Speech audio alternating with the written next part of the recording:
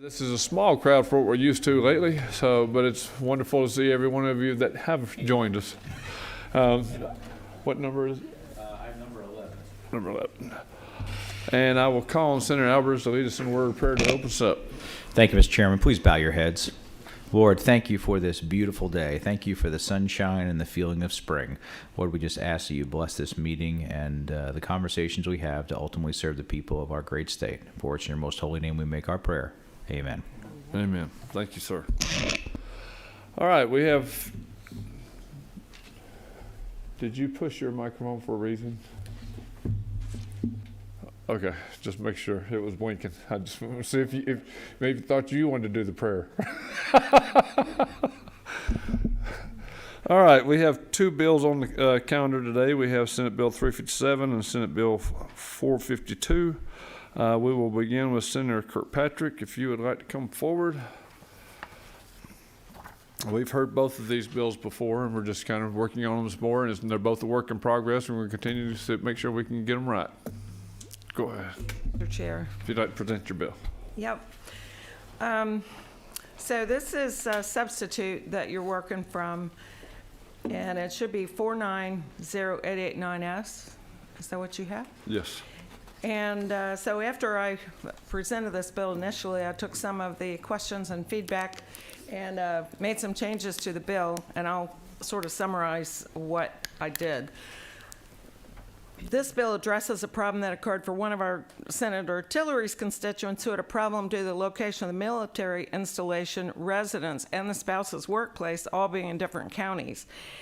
And it was suggested that this could be addressed locally, but this ended up not being the case, and that follow-up happened after the committee meeting last time. The local school districts were not able to work it out. So the changes in this bill are as follows. The definition of a military service member was changed to make it clear that the bill only applies to active duty military and deployed reservists with orders to a military installation in Georgia. This will limit the number of eligible students. The 50 miles was removed and changed to within the state, as the 50 miles seemed arbitrary. It is not very likely that military families would be interested in schools far from their location. And the sub clarifies that the state's QBE funding, including the $5 million share, would be allocated to the receiving district. The bill is agnostic to the local share, which would be up to the resident and receiving school districts to work out. The transfers would be subject to capacity, and the family would be responsible for transportation. The number of students would likely be quite small, especially since it would only apply to actively deployed military personnel. These students would likely only be in our system for a maximum of 2 years because of the length of military deployments. There are three issues that come up on a regular basis, as I mentioned previously at the Georgia Joint Defense Commission meetings when we discussed making Georgia a military-friendly state. K-12 education, occupational licensing, and the military retiree income tax exemption. I brought with me a copy of the Department of Defense report that comes out every year that ranks red, green, or yellow our military installations. And there's a lot of red in this report, and we need to get that to green. And so every step that we take to make Georgia more military friendly helps us when the Department of Defense does their annual report. So with that, Mr. Chair, I'll be happy to answer any questions. All right. Anyone have any questions? Every time I'd like to make a motion. I see no questions. I guess now would be the appropriate time to make a motion. Move to Pass pass. Senate bill. I move to pass Senate Bill 357, LC 490889S. I have a motion and a second. Who was the one second down here? Briggs. Okay. And so I have a motion and a second. Any further discussion? I would like to let you know that I talked with everyone at Kings Bay, all the officers, and all of them were pleased with this and very thankful. So I think it's the right thing. Thank you. All right, all those in favor, do we have a quorum? Wait a minute. Yes, we do. Yeah. All those in favor will signify by raising your right hand. 1, 2, 3, 4, 5. All those opposed, and they'll be unanimous. Thank you. Thank you. I appreciate it. But, Mr. Chairman, I have a speech in support of this. Yeah. Can I go ahead and give it anyway? Yes, And- you may, sir, if you'd like to. And Motion to dismiss. if you'd indulge me, I would really like to thank Michael Walker for all of his help in helping me make this something that was very well tailored to the situation. So thank you, Michael. Well, thank you for your work on this, Senator, because I know that, you were very flexible in the changes that need to be made, and I think appropriate changes were made. Thank you.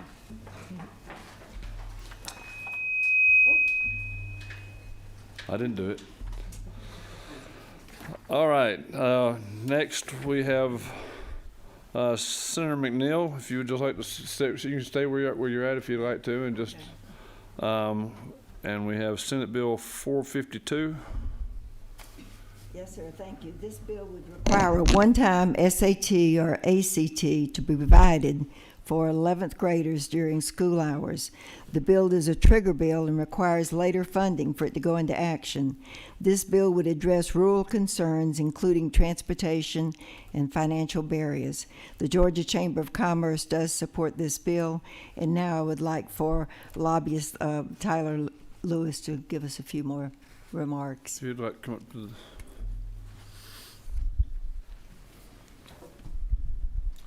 Thank you, Mr. Chairman and members of the committee. The only thing I would add to Senator McNeil's remarks about the bill is that we're currently working off of a committee substitute.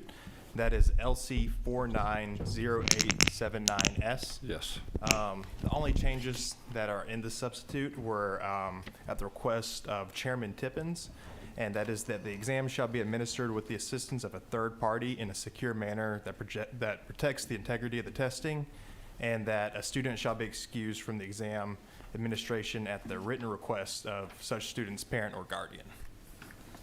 Okay, thank you. Senator Albers? Thank you, Mr. Chairman, and thank you, Senator. I love the spirit of the bill. I guess my one question is, do we want to have every single student take the SAT and just have an opt-out mechanism? I love the idea of having it at the school during school hours. I've had 2 kids go through school, and trying to find a location and a time can be an absolute nightmare. However, I think we've also realized over time that not every child is going to college, and that's okay. We've got great jobs that they can work in and have wonderful, fruitful careers. So I guess that's my only question in all this, of having it available, yes. Having it during school hours, yes. But then basically saying everybody should take it, I'm not sure. Yes, sir. This was not this was not what we meant. It was just for the certain ones. Maybe I'm wrong on that. You answer. So the current bill would currently give every 11th grader an SAT or an ACT. The way we see it is that it just adds an additional opportunity, and what we've come to find out is that for students who are going to technical colleges, in order for them to receive the Zell Miller Scholarship for technical colleges, they actually need to have an SAT or an ACT. So, we feel like that kind of helps those kids too. I appreciate that, but I think the way that this reads, if you look at line 27, every student's taking this test unless they are excused with a written note basically from their parents. Yes, sir. That seems like a lot. We're basically going to tell every single student in the state now you're going to take these tests, where if you look at the balance of those who are going to either one of our universities and or technical colleges, those percentages may not match up. I would almost rather it be it's going to be available and we should encourage and let them opt in, but it seems like we might be going a stretch too far on this. The way I see it with this bill, Chairman Albers, is that if it was given the opportunity for me to when I was in high school, I kind of spoke about it last time, is that I definitely would have been one of those kids who would have preferred to go play basketball in the gym as opposed to take a 3-hour SAT. And we feel like this just kind of catches all the kids, and there might be a student who may be a C student in high school, but they perform super well in the SAT and ACT, more of your non-traditional students. And we feel like providing it for everyone kind of just catches all the students and gives them more opportunities. Okay, thank you. Senator Sims. Thank you, Mr. Chairman. The question on the floor is, are all of the students going to be required to take this SAT or ACT? And we said no. But if you see, this line is confusing when it says a student shall be excused from the exam administration at the written request of such student's parent or guardian. So it implies that perhaps there will be a setting, a classroom setting. So maybe we want to remove that, because I see what Senator Albers is saying. I'm sorry, seriously, what was the question? The question is, well, the statement from Senator Albers is, are we requiring everybody in the class to take the test? Most times everybody doesn't want to take it, and it becomes a waste of money. Sure, Okay? and So this statement says, it's kind of ambiguous, a student shall be excused from the exam. So what are you talking about? If they don't have to take it, why do they have to be excused? so it is up to the student, and that'd be the rights reserved to the parent and the family. If they choose for their student not to take the SAT or ACT, they can provide written consent to be excused from it and not take it during school hours. Still, they wouldn't, there shouldn't even be a care or concern for those parents that, or students that aren't going to take it. They're not going to be involved at all in the discussion, but this kind of puts them there. Gotcha. To me, it does. And the purpose don't of know. this bill in the end was literally to allow kids to take SAT Yeah. and ACT during school hours, correct? If I'm not mistaken. Yes, sir. Am I correct? Mr. Chairman. And so I guess the committee's kind of looking at is, would it be an option to put that in regards to, it'll be during school hours, but still those kids who wish to take the ACT or the SAT, be able to take those, they opt in rather than having to opt out. If I could have a follow-up, thank you, Mr. Chairman. I think, getting back to what Senator Sims is saying, if you're on line 27, I would think, and I'm sure our legislative counsel could say this better than myself, but I think a student shall be given the opportunity to sign up and take the exam, period. Right? We've already said and above that they're going to have to offer it, and it's going to be there, then give them the opportunity to do that. So you're looking for an opt-in, not an opt-out? That's right. Would you write that down? We I can could write allow that the down. student to do it, it doesn't have to involve the parents. Correct. Yeah. I think I think the parents need to know, yeah, the kids won't do it. You know. because they don't want to take it anyway, some of them Can I don't. can I ask a question after Senator Albert? Go ahead. Yes, sir. Did you tell, you may have said this earlier before I got here, other states in the country, are they already doing this? If so, how many? Yes, sir. I don't have the number offhand. I think there should have been a map in y'all's folders, but I know Florida, Ohio, and some other southern states also do this. I think the number is around 20, 22. Gotcha. My concern is if you, for the lack of a better word, force everyone to take the test, it's going to bring our averages way down, which is going to make Georgia look less attractive to as a worker pool for That's a right. corporation trying to come here. Do you have a good workforce? Well, your average SAT scores is half of Tennessee if they don't require this. So I worry about that from a marketing perspective as well. Yes, sir. And what I can kind of speak to that is that providing the SAT in this kind of manner allows us to have measurable trends across years, and allows our teachers and other instructors to kind of create curriculum that better prepares the students for this when we have trends we can study. One other question, if we're still talking. Okay. I want to piggyback on what Senator Gooch and Senator Sims are saying. I think there is certainly always a concern of parental involvement in school. I think that's the single greatest thing that impacts a child's educational life is how much their parents are participating.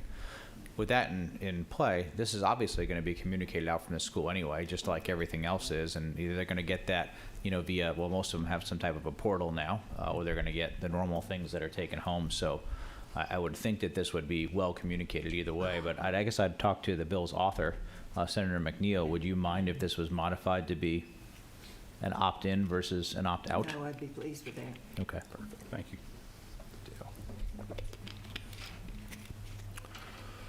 All right.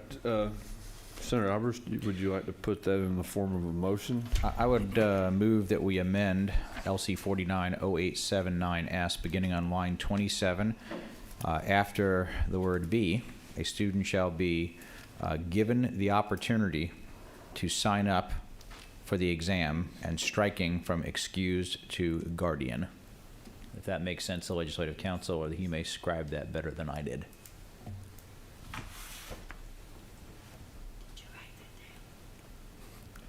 I didn't catch all of it.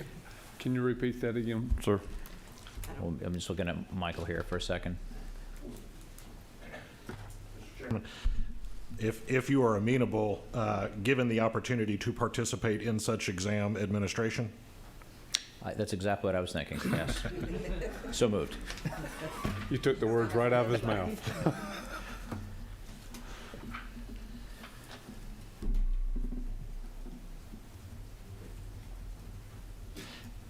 And may I also suggest we clarify also in line 27 that this refers to students in grade 11.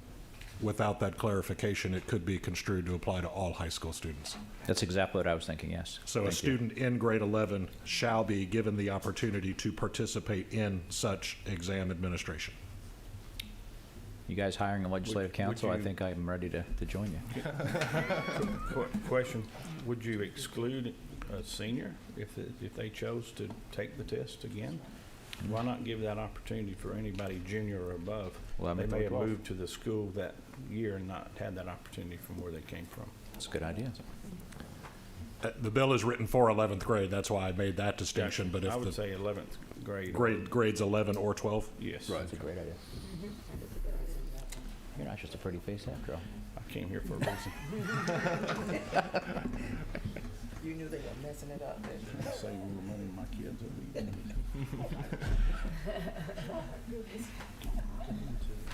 So we'd make that change on line 20 and 20, actually 20, 21, 23, and 27.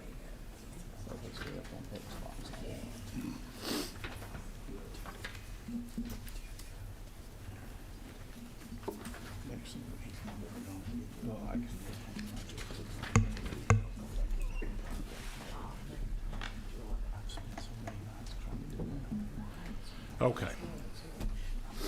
Could you read that back to us, sir?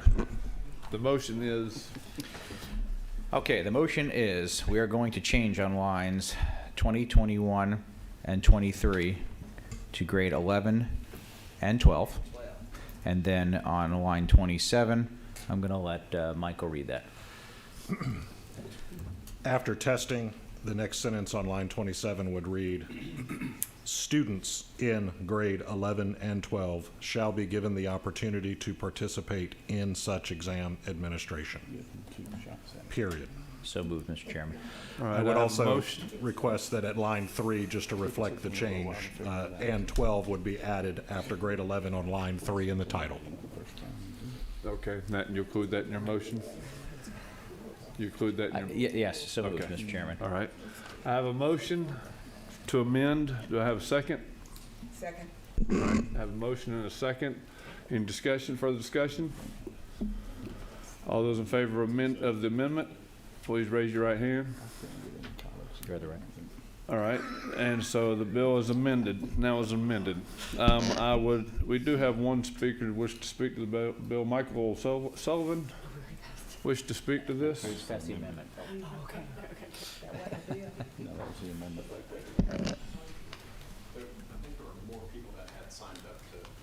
Anybody opposed to it? Okay, where's this? I didn't. Talk us out of it. I have, They probably getting paid to say something about it. actually, I've got you and one other is what I had. Say, we third. If it's going forward, I will not. I'll just say, almost half the states in the country have a policy like this. Good. Could you say that in the microphone? If it's good, you can have a seat. More than half the states in the country have a policy like this of universal ACT or SAT for all students. This is, as research says, this policy is effective at reducing inequality with effects on college enrollment concentrated among economically disadvantaged students and poor students. It's important to the senator's point, to acknowledge that not every student will go to college. That's not the path for every student. At the same time, every student should know that they've got the ability to. And too many students in our state for their entire life have been told, you are not college material, and they will not even try. And then you've got states where it is put in front of them, and they will take it and will realize, I am college material, and that is something that I would have rather gone and tried than something else. And so you are, by passing a bill like this, you are essentially helping them make a decision that will affect the rest of their life, and hopefully positively. So thank you. And I'll just add to that, that is the one thing that I brag about all the time about our state, because having worked in juvenile, working with a lot of kids for many years, is the numerous pathways that we have now for kids that we did not have just 20 years ago is just absolutely, so the fact that every child coming through high school can be presented an option as far as a pathway, for them to succeed in life. So I think we've done great and made great strides in that regard. So, but thank you for your testimony. Thank you. All right, and then we had Sam Rauschenberg.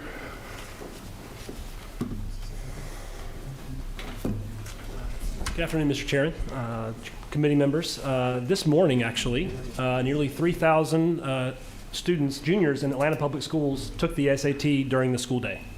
They went to school as a regular school day. But the only difference was that they didn't have to ride a 7:30 a.m. bus to some testing location that wasn't a familiar location, with unfamiliar people that they didn't know who they were. They didn't have to make sure they had an ID because the school system already has their ID in the student information system verified. And for those who were low-income students, they didn't have to go through all the hoops to get a fee waiver to take the test on a Saturday morning. They just showed up to take the test. So as they conclude their junior year, they already have a key step in that direction. So as mentioned, I'm Sam Rauschenberg. I'm with Achieve Atlanta, and we exist to help Atlanta Public School students access, afford, and earn a college degree. And we do that by providing strategic, financial, and operational support to the district, its 18 high schools, and its students. And back in 2018, we actually funded SAT School Day for all juniors in March every year. I'd like to share a little bit about that experience because I think it speaks to some of the concerns that have come up as well as we've navigated those very, very challenges. So we started working with the district back in 2015, 2016, and at the time, less than half of graduates from the school system took either the ACT or the SAT. As we talked to counselors and college advisors, with seniors, especially beginning of their senior year, many of them did not have a test score yet at that point. So then they would sign up for the test, but then they're getting a test result toward the end of their first semester, which is already late in the college-going process. And so many of them were behind the 8 ball if they ended up taking the test at all. And so in a state like Georgia, where the university system requires the SAT or the ACT, it's really important that they have that as early as possible. So we worked with counselors to help them navigate the fee waiver process and to jump through the hurdles, but even still, we were only able to move that up to about 60% of students who took the test, which was progress, but nonetheless was short of where we needed to get more students to go to college. We found the logistical barriers that I just mentioned earlier about getting to testing centers. A lot of students had to navigate work schedules, et cetera, that made it more challenging, so it got them the test during the school day. I think the challenge, though, with the opt-in versus the opt-out, which I know there's been a motion already to that point, is that I used to be a high school math teacher. I know high school teachers navigate this across the state. High school students don't always make the choices for the best long-term interest, and taking a 3-hour test during a school day is probably not going to be their choice relative to doing other things during the day. So I'd encourage you to reevaluate that if possible. We've seen it, we have an opt-out process where a student or families can opt out, but we see very few students actually do opt out. And we've seen the increase from about 60% of students to about 90% of students taking the SAT by the end of their senior year as a result of this. So it not only does it allow for the increase in the test, but they're taking that test in a familiar setting with familiar people they know, that it enables them to be able to be more successful. Now, you might ask, over that time, what's been the effect of students going to college? We've also seen that about half, before we started working with the district, about half of students went to college. That number's now gotten up to above 60% of students going to college. So sure, not all students will go to college, but as we all know, as those of you who've had kids who've taken the SAT, once you take that test, you start getting things in the mail or emails that for those who've been on the college-going process, around it, it kind of feels like overload. But for a first-generation college student who may not have many options, getting letters in the mail saying you might be college material could be the thing that turns the tide for them. And if they opt out of that test, they may not get that letter in the mail. So I think that's something that we've seen certainly that can change that for students. The last thing I'll mention about the logistics of things, this does take a lot of logistics on the school. There's administering a test is no small thing, but what we've seen in the school district in APS is that they actually use that day for college-going activities across the school. So they'll have 9th and 10th graders take the U-Science exam. They'll have 12th graders work on college applications and FAFSA, and so it's a school-wide effort that gets there. And the last thing I would say about this is that we already fund as a state PSAT for 10th graders. All students take it. There's maybe an opt-out process, I'm not sure, but nearly all students take that. And that test exists to prepare students for the SAT or the ACT. So if we already fund that test, we encourage you to pass this bill so that we can fund that test that's actually used in college admissions for all 11th graders so that our students can speak to that going to college for them. Thank you. Thanks, sir. Any questions? Seeing that. Thanks, sir. Yep. All right. I will entertain a motion. Mr. Chairman, I move we do pass by committee substitute as amended Senate Bill 452. I have a motion and I have a second. Any further discussion? All those in favor signify by raising your hand. 1, 2, 3, 4, 5, 6, 7. 7 is unanimous. Thank you. So that bill passes unanimously. Your bill will move on. Take a deep breath and let it out. We have no further business before this committee today. Adjourned. I appreciate you being here and appreciate your input and your help, and we will call this meeting adjourned. Thank you.